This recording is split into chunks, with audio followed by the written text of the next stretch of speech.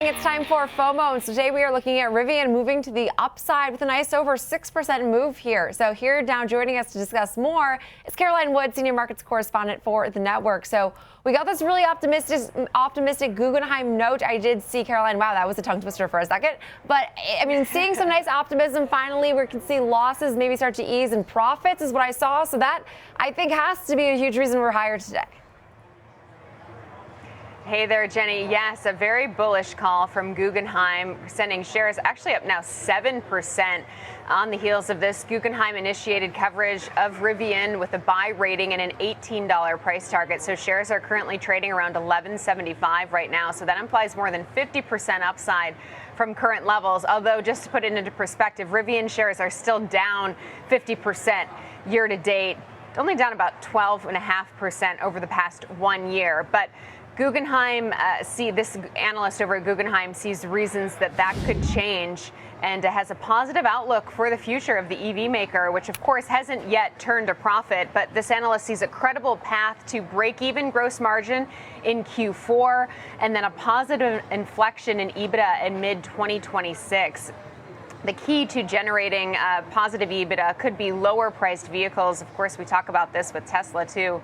This analyst thinks Rivian's R2 and R3 models, which are the mid-size models, are the largest source of value and could bring a high teens gross margin in the base case. Basically says the investment in the stock is about underwriting the R2 and R3, something we believe investors should be enthusiastic about. That's according to this Guggenheim analyst. The R2 is expected to start around $45,000.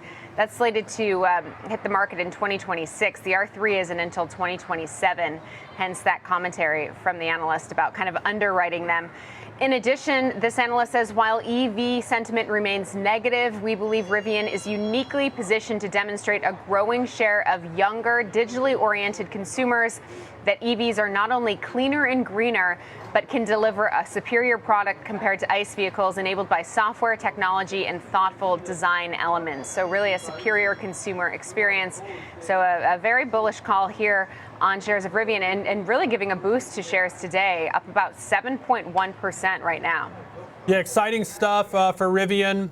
We know Tesla's sort of been more of a range-bound, choppy trade, but Rivian needing all the help it can get. Is this a sentiment that's shared by other analysts, Caroline, or is this one that is, I would say, more contrarian?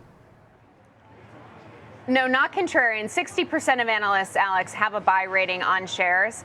The median price target is $15. So that only implies a couple dollars upside, $3 and change from where it's currently trading. So the price target from Guggenheim of $18 is higher than the median, but now joining the majority of analysts in terms of that buy rating. I do think that if you take a look at the price targets, they range as high as $36 a share and as low as $5 a share from CFRA. But, you know, it's such a difference compared to the $78 a share IPO price that Rivian saw back in November of 2021. So just kind of puts into perspective how things have really, kind of the fall from grace for a lot of these EV makers. I mean, we just saw Fisker go bankrupt, right? So I think that a few other positive snippets of news that I've seen, obviously in terms of these EV makers, it's all about scale, finding ways to cut costs, and then eventually turn the profit. But there was this interview with Reuters with the CEO of Rivian, where he was talking about the overall cost of manufacturing EVs has improved really dramatically, saying that they expect to cut material costs for vans by 35%, achieve savings of similar magnitude for its other lines by streamlining the manufacturing process, and then went through in this interview with Reuters that the company cut over 100 steps from the battery making process, 52 pieces of equipment from the body shop, and over 500 parts from the design of its flagship SUVs and pickups as part of its drive to really turn the profit. So certainly taking steps to do it.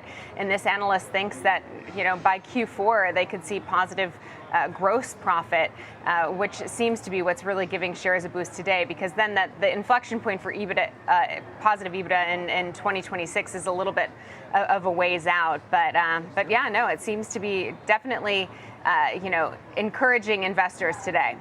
I mean, yeah, absolutely. And I think anytime you hear the words like profitability when it comes to Rivian, it gets the street excited because, of course, that has just not been the case. And we didn't see it a profitable Tesla for, I mean, several years. It was like waiting for that inclusion into the S&P 500. I remember it so well. So, well, I don't think it's right to compare the two because Rivian is so many years behind Tesla.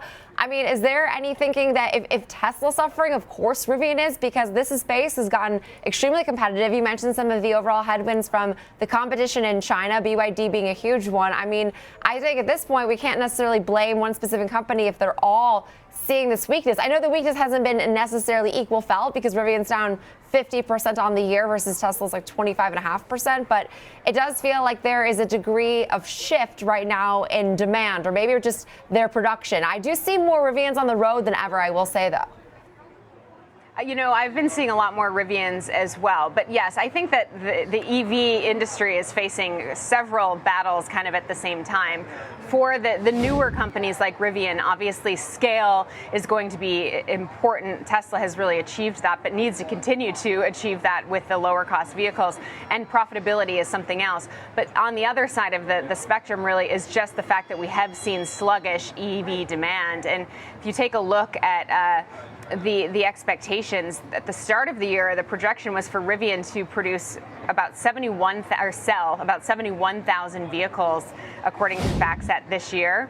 And now those expectations have come down to 53,000 vehicles. So that just kind of shows the, just the sluggishness in demand that we've been seeing. And we've been seeing that weighing on Tesla shares, obviously, as well. So that could be what's really kind of factored into the Rivian stock price, as you can see here from this chart, which is a little bit longer term. But 2024 has been a rough year, down 50%. Tesla's still down about 25%. So that could be really what's weighing on shares. But this analyst is looking a little bit further out and thinks that there's reason to be optimistic that the demand comes back, obviously, and that Rivian can start scaling and turning profit.